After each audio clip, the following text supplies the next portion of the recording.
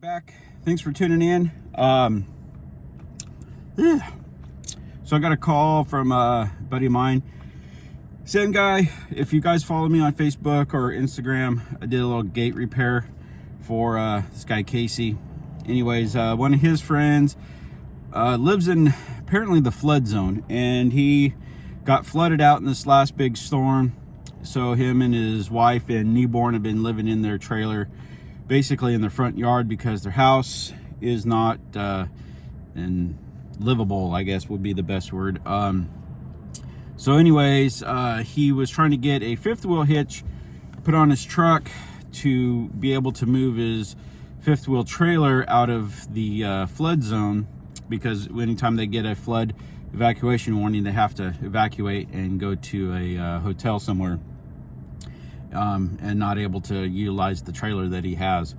So anyways, he was able to squeeze into one of our local shops to get emergency installation for the fifth wheel hitch, and apparently they found a crack in the frame, so they wouldn't do it.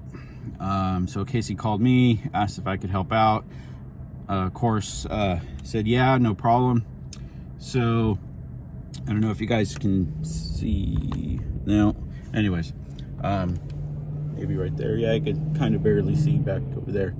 I got the welding trailer hooked up, and got some fuel. We're gonna head down there and see what we can do for this guy. Stay tuned. All right, so you can see basically what happened. It's just kind of ripped out. So we'll get it cleaned out, welded. I would throw a couple of braces in there. All right, so I got it kind of lined up. I just threw get a pointer here. I threw a couple tacks right here, and then I'm gonna move my clamp up that way and kind of tighten that, throw a couple tacks, and then I'm gonna come back and try to get this gap cleaned up a little bit, tightened up, before I start really welding stuff. All right, so you can see I've got some little welds on the back side there, and so I'm gonna finish that from the back side.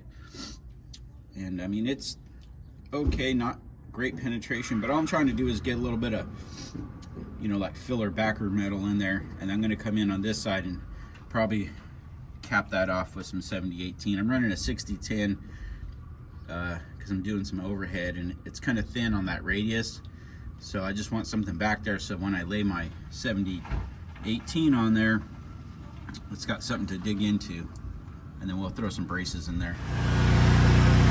Okay, I think we're done. So I put a little brace right there under the shock, because that's really what caused all this, was the shock, the bracket that they added on here. And then I put another one up there, so should be good. A little bit of 60-10, a little bit of 70-18, and yeah, I think that'll do it. Okay, well, so that's the generator welder in the back, the Outlaw from Harbor Freight, and everybody asks, you know, how loud it is. Well, that's how loud it is when it's running. So anyways, thanks for following along. Don't forget, like, subscribe, share with your friends, and most importantly, be safe, and we'll catch you guys on the next one. Thanks a lot.